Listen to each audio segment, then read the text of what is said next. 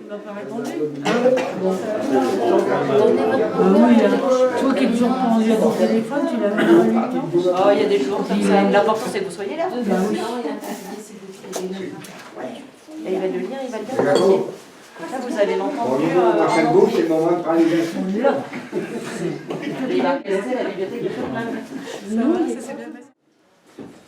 Une seule fois, je leur ai demandé où on allait. Une seule fois, ils m'ont répondu au nord. Alors j'ai toujours su qu'ensuite, quoi qu'on fasse, on irait au nord. Aussi n'ai-je plus rien demandé. J'étais à l'arrière de la voiture et le ciel courait derrière moi, le temps avec la route, le jour, la nuit, les arbres. De ce que je connaissais le mieux, c'était leur nuque. La mienne, seul le soleil et la lune pouvaient la voir, la réchauffer, l'étreindre au travers du pare-brise. Si je couvrais celle de ma maman de tout petits baisers, elle me disait « Arrête ça, j'ai mal au cœur, tu ne vois pas que j'ai mal au cœur », mais en vérité, c'était mon cœur à moi qu'elle déchirait. J'étais leur soleil et leur lune, et ça ne leur plaisait pas. Ils auraient préféré rester entre eux, ils auraient préféré qu'entre eux et moi, il y ait un pare-brise opaque. Les astres et les anges accompagnaient mes nuits sur la banquette arrière, et ils étaient comme mes parents, ils ne parlaient jamais. D'ailleurs, je ne posais pas de questions, je n'étais pas curieux, et comment aurais-je pu l'être alors que je ne voyais du monde que son allure générale, de grandes traînées de couleurs, des lumières qui filent, et rien que je puisse figer ni retenir en moi. Mes parents étaient deux points fixes à l'avant de la voiture et le monde autour de nous une grande abstraction. Mes questions, les autres, les seules que j'aurais pu poser, portaient sur les astres et les anges. Et ça, les anges, c'était interdit. Dans cette voiture, on ne croyait pas en Dieu. Par contre, les astres, on pouvait m'en parler, on pouvait m'en dire des choses, parce que papa connaissait la physique et maman l'astrologie. Le soleil, c'était la personnalité, la lune, l'enfance et l'imagination. Ensuite, on me montrait Vénus, l'amour, mais je ne voyais rien. J'avais la vue basse et on ne s'en était pas rendu compte, alors quand je me cognais, on disait que j'étais maladroit et on rigolait sur ma pomme. Mais moi, l'amour, on avait beau rigoler, quand même, je ne voyais pas. Oh maman, maman, j'écris cela parce que tu es morte et parce que le Nord t'a rejointe avant que tu l'atteignes. Je me souviens de papa qui écrasait les chats quand il conduisait vite et il ne s'arrêtait jamais pour les ramasser, leur offrir une mort honorable, un peu de terre ou même une poubelle. Non, au contraire même. Il accélérait et moi je pleurais. Mais toi, maman, tu baissais le pare-soleil et tu me regardais dans le petit miroir pour me dire droit dans les yeux « Ton père est scorpion, il aime la mort, ça le fascine. » Et papa ne disait rien, il conduisait toujours plus vite. Alors je suppliais les anges en cachette de bien vouloir lui pardonner et j'ordonnais à Pluton de ressusciter les 100 chats qu'on avait tués. Notre voiture, c'était la mort, et ça me fascinait la vitesse parce que ma lune était en scorpion. Plus le monde était flou, plus je me sentais vivre, comme si ma vie n'était qu'un passage, un mouvement de l'âme, un exil sec et bref. Nulle part je n'étais chez moi, sauf dans cette voiture, derrière papa, derrière maman. Papa avait vécu au Brésil très longtemps. Le Brésil, c'était au sud, on me l'avait dit. Alors pourquoi maintenant, comme un fou, papa traversait la France pour atteindre le nord? Qu'est-ce qu'il y avait au nord de si magique et si resplendissant? Il y avait Dieu? Dieu non, puisqu'il n'y croyait pas. Alors, maman était là, moi j'étais là, qu'est-ce qu'il trouverait de mieux au nord? Est-ce que là-bas c'était le bout du monde? La fin du monde, les images qui se posent dans le cadre de la fenêtre, les paysages qui se figent et le moteur qu'on laisse refroidir une fois pour toutes?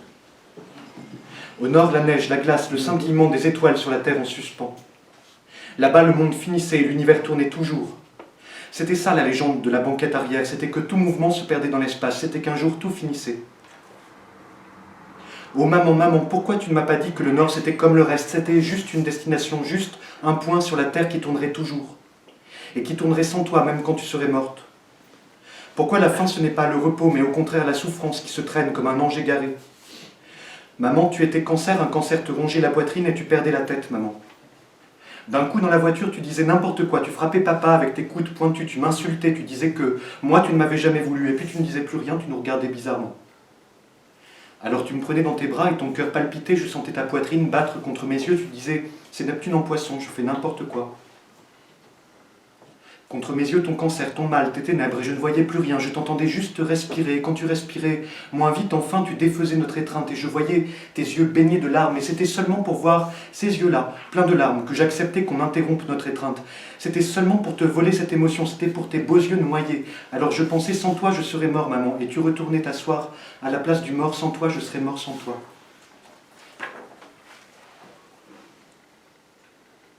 Papa, lui, ne disait rien, et comme il ne disait rien, je croyais qu'il ne pensait rien, qu'il était un monstre en quête de glace, de nord, son univers de prédilection, et qu'il ne t'aimait pas comme moi, pas aussi fort, en tout cas parce que plus fort que moi, on ne pouvait pas.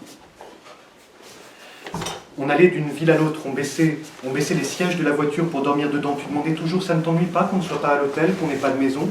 Et je savais que je devais répondre non, quoi qu'il arrive, sinon vous m'auriez maudit, papa et toi, vous m'auriez détesté et exclu, car je vous aurais empêché de vivre votre course, votre épopée, votre vie que vous soumettiez à votre seul désir. Alors je disais non, et tu choisissais un emplacement près d'une rivière ou d'un ruisseau parce que tu savais qu'avec le bruit de l'eau, je m'endormais plus facilement. Mais on ne se lavait pas dans la rivière, on n'était pas pauvres, non. Cette vie, c'était un choix. Pour se laver, on allait à la piscine municipale et tout le monde regardait papa qui se rasait comme un mendiant, mais papa n'était pas un mendiant. L'hiver, on restait plus longtemps dans les villages, on louait des chambres d'hôtel.